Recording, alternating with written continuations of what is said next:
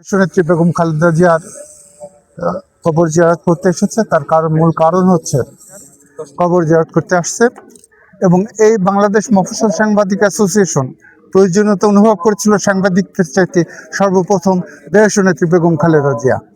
এবং আমরা সাংবাদিকরা তখনই স্বচ্ছতা বা দায়িত্বশীল হতে পেরেছি যখনই এই জিয়াউর রহমানের পরিবার দেশের রাষ্ট্রের শাসন ক্ষমতায় এসেছে।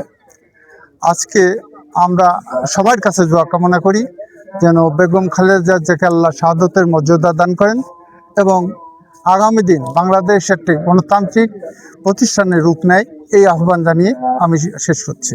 4 আগস্ট জাতীয় প্রেস ক্লাবের সামনে 4 আগস্টে জাতীয় প্রেস ক্লাবের সামনে পুলিশ যখন বাংলাদেশ সম্মিলিত পেশাজীবী পরিষদের প্রোগ্রাম চলছিল গুলি চালায়, সেই সময় আর পায়ে লাগে, পরবর্তীতে এই পাটা কাটা হয়। আজ 2 মাস হলো।